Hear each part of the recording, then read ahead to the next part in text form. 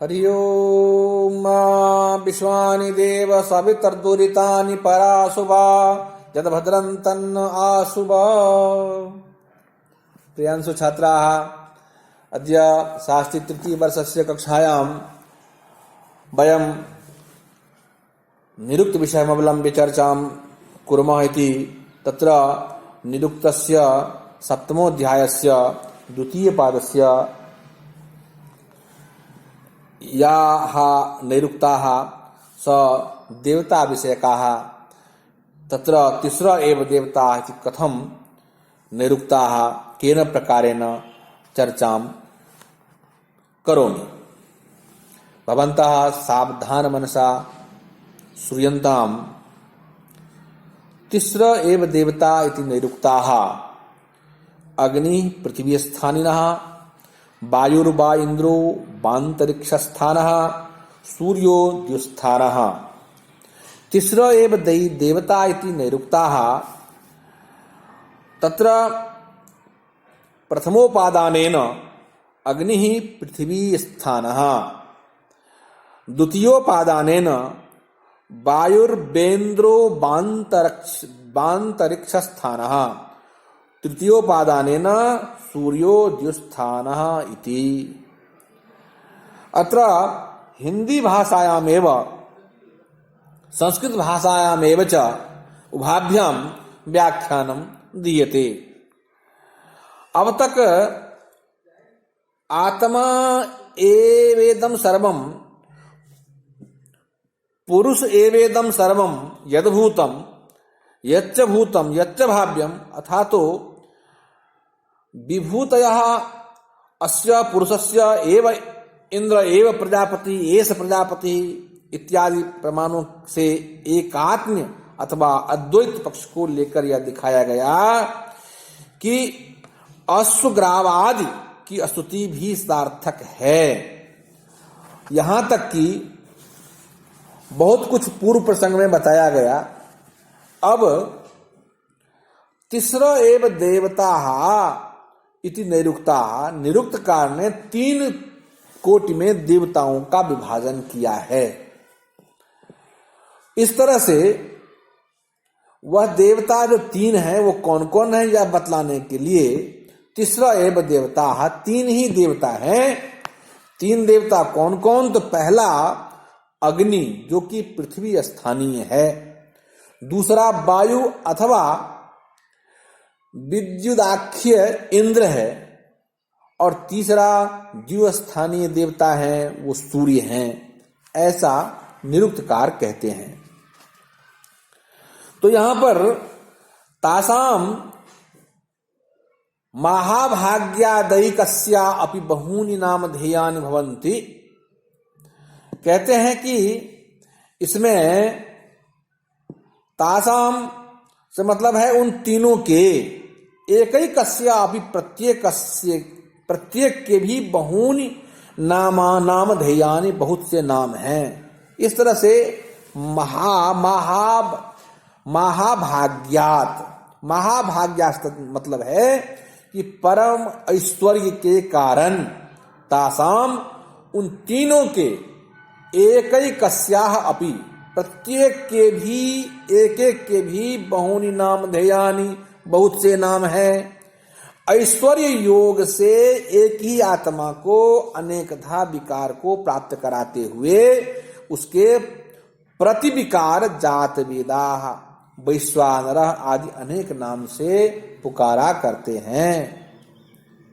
इस तरह से इसका अर्थ हुआ कि तासाम महाभाग्यात एकैकस्याः अपि बहूनि नामधेयानि भवन्ति।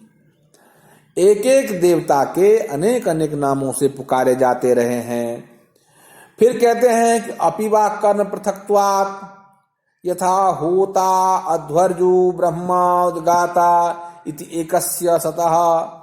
कहते हैं कि अपिवा, अपिवा से मतलब है अथवा, अथवा कर्म पृथक्त्वात्, कार्य के भेद से जैसे एक ही पुरुष के होता अध्वर्यु ब्रह्मा उद्गाता आदि नाम होते हैं, नाम पर जाते हैं। एक ही पुरुष के यज्ञ में, एक ही पुरुष किसी यज्ञ में कहीं पर होता बन जाता है, कहीं दूसरे यज्ञ में वही ब्रह्मा बन जाता है, और कहीं पर उद्गाता बनता है। पुरुष तो एक ही है, किंतु कर्म भेद से भिन्न भिन्न स्थान पर भिन्न भिन्न संज्ञा उसकी हो जाती है। उसी प्रकार मुख्य देवता 3 हैं, जो पहले बताया गया, जो अग्नि पृथ्वी स्थानीय है, वायु अथवा इंद्र जो है वो अंतरिक्ष स्थानीय है, और सूर्य जो है वो द्यू स्थानीय है। तो ये देवता के 3 ही प्रकार हैं, किंतु विकार भेद से उन्हीं के भिन्न भिन्न नाम हो जाते हैं, ऐसा मानना चाहिए। फिर कहते हैं कि इससे भी संतुष्ट अगर आप नहीं हैं तो अपिवा पृथगेव स्युः पृथग्धिस्तुतयो भवन्ति। कहते हैं कि कुछ याज्ञिकों का कहना है कि अपिवा अथवा पृथक एव स्युः, पृथक पृथक ही नाम से माना जाए। तो एक ही देवता के कई नाम नहीं है, किंतु देवता ही भिन्न भिन्न है, ऐसा भी मानते हैं, क्योंकि पृथक पृथक स्तुतियां की गई है। जब स्तुतियां पृथक पृथक है तो देवता भी पृथक पृथक ही हैं, ऐसा मानना चाहिए। अर्थात याज्ञिकों के सिद्धांत में देवता बहुत है, निरुक्तकार चाहे 3 ही देवता माने, निरुक्तकार चाहे 3 ही देवता माने, लेकिन याज्ञिकों के मत में देवताओं की संख्या बहुत है। तथा विधामानि तथा विधानानि। फिर कहते हैं यहां पर उसी बहुत्व को मानकर बहुत से नाम पर गए। देवताओं के न कि कर्म पृथक्त्व से नामों में बहुत्व आया है, ऐसा मानना चाहिए।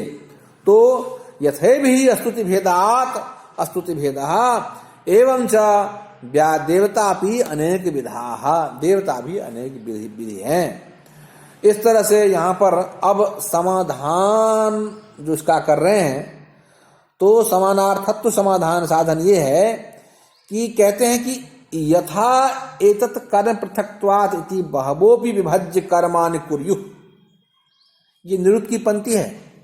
उस निरुक्त की पंक्ति का अर्थ ये है कि यथो वा एतत्, यथा एतत्, यह जो आप कहते हैं कि कर्म पृथक्त्वात्, कार्य भेद से एक ही के बहुत नाम पर जाते हैं, तो यह कहना ठीक नहीं है।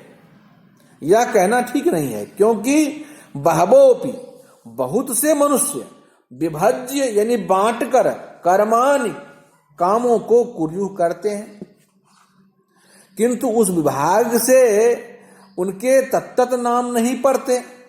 ऐसा तो नहीं होता है कि एक पुरुष विभिन्न कामों में लगे होते हैं, उसका नाम अलग हो जाता है, ऐसा भी नहीं होता है। इसलिए तत्त नाम को न जानते हुए एक ही नाम से उस पुरुष को पुकारते हैं, यद्यपि उसका कर्म भिन्न भिन्न होता है। इस तरह देवता भी 3 ही हैं, ऐसा मानना चाहिए। अब यहां पर समाधान भाष करते हैं कि तत्र संस्थानैकत्वं संभोगैकत्वं चापेक्षितव्यं यथा पृथिव्यां मनुष्या पशवो देवा स्थिरस्थानैकत्वं संभोगैकत्वं च दृश्यते यथा पृथिव्याः पर्जन्येन वाज्वादि इत्याभ्यां च संभोगः अग्निना च इतरस्य लोकस्य। बहुत सुंदर समाधान देते हुए कहते हैं, यास जो है, अब यास के 3 मतों का एकत्ववाद, तृत्ववाद और बहुत्ववाद की समाधान जो है करते हैं कि तत्र संस्थान एकत्वम, तत्र यानी उन तीनों वादों में संस्थान एकत्व, स्थान की एकता, संभोग एकत्व, सभी देवताओं के समान स्थान से और समान भोग से एकता ही समझनी चाहिए। फिर कहते हैं यथा पृथिव्याम, जैसे पृथ्वी पर मनुष्या यानी मनुष्य, पशु और देव एक ही, इन सब की एक ही स्थान की एकता देखी जाती है। अर्थात ये सब भिन्न भिन्न होते हुए भी एक स्थानत्वेन सब समान है। समान एक संभोगैकत्वं च दृश्यते, समान भोग की एकता देखी जाती। जैसे पृथ्वी पर पर्जन्येन, पृथ्वी का बादल से और वाज्वादित्याभ्याम और वायु और आदित्य के श्रेष्ठ संभोग समान देखा जाता है। इसी तरह से अग्निना पार्थिव अग्नि के साथ आदित्याग्नि के साथ समान रूप से देखा जाता है। इसी तरह से यहाँ पर तीनों लोक अंतरिक्ष अग्नि और आदित्य के संभोग से एकता में देव एक देव समझने चाहिए, न कि पृथक भेद रखना चाहिए। एक ही एको देवा। फिर कहते हैं कि तत्र एतन न राष्ट्रमिव। तत्र यानी वहां भेदा भेद से यह सब नर राष्ट्रमिव, नर और राष्ट्र की तरह है। जैसे राष्ट्रत्वेन सब रंग रूप वाले सब जाति वाले मनुष्य एक हैं, और वैसे मनुष्य मनुष्य करके भिन्न भिन्न हैं। इसी प्रकार यहां भी ब्रह्म राष्ट्र की दृष्टि से देव एक ही हैं, एक ही परमात्मा देव सबकी विभूति है, परंतु उसी देव के सूर्यादि भिन्न भिन्न अंश को लेकर भिन्न भिन्न देव की परिकल्पना कर ली जाती है, ऐसा समझना चाहिए। इस प्रकार तीनों बातें, एकत्ववाद, बहुत्ववाद, तृत्ववाद, सब ही अपनी अपनी दृष्टि से ठीक है, और इसी से वास्तव में सब में कोई पारस्परिक विरोध नहीं है, ऐसा मानना चाहिए। ये यहाँ पर समाधान देते हैं। फिर कहते हैं कि अथाकार चिंतनम देवतानाम। अथ अब देवतानाम, देवताओं की आकार चिंतनम, आकार आकृति का विचार किया जाता है कि देवताओं की आकृति क्या है। तो कहते हैं पुरुष विधा स्यु इत्येकम किमाकारस्य चिंत्यते किमस्ति उतनास्ति। इस तरह से कैसे हैं, उनकी आकार प्रकार की विविधा क्या है। तो कहते हैं एकम, एक तो मत ये है कि देवताओं के आकार के विषय में आकार पुरुष विधा, मनुष्यों की आकृति जैसा ही है। फिर कहते हैं कि चेतनावद वृद्धि स्तुतो भवन्ति को अत्र हेतु। क्योंकि कहते हैं कि स्तुतयः, देवताओं की स्तुतियां चेतनावद, चेतना वालों की तरह होती है, अर्थात देवता मनुष्याकृति वाले हैं, क्योंकि उनकी स्तुति की गई है और वह मनुष्यों के सदृश ही की गई है।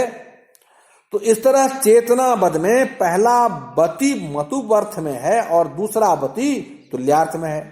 यद्यपि चेतनावद शब्द से मनुष्य ही न लेकर गवाद भी ले जा सकते हैं, कारण गवाद में भी चैतन्य है, क्योंकि हिताहित विवेक लक्षण विशिष्ट ज्ञान गवाद में नहीं होता और मनुष्य में होता है। अतः चैतन्य न साम्य रखते हुए भी मनुष्य में विशेषता है, अतः मनुष्य की आकृति के साथ उसकी तुलना कर दी गई, ऐसा मानना चाहिए।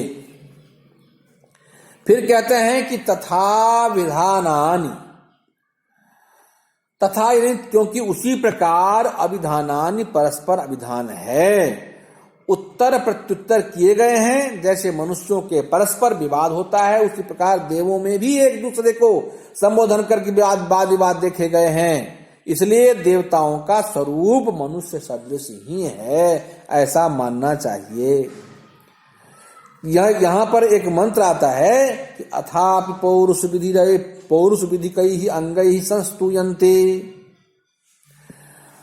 ऋष्वात इंद्रो अस्थविरस्य बाहु यत् संग्रहणा मघवन कासिरित्ये। देवताओं की पुरुष विधता में एक और भी एक हेतु है कि वह दूसरा कारण यह है कि पौरुष विधि कई अंगैः संस्तूयन्ते। देवताओं की स्तुति मनुष्य के से अंगों से की गई है। जैसे मंत्रार्थ में इंद्र, हे इंद्र अस्थविरस्य, यानी अस्थविर का मतलब है कि बूढ़े से तेरी शत्रुओं की नाशक बाहु भुजाओं की शरण में हम आते हैं।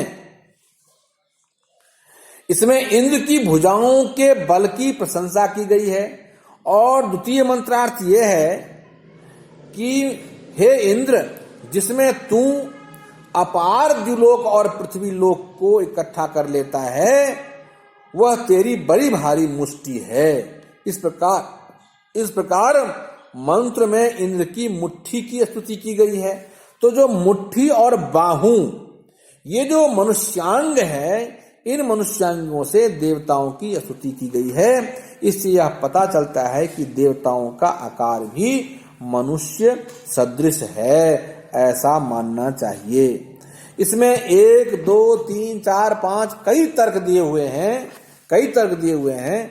इन तर्कों को देखते हुए हमें इनका समाधान करना चाहिए।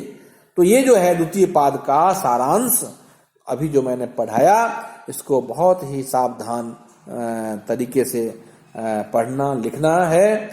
और यह कक्षा शास्त्री वर्ष यही विराम लेती है। धन्यवाद।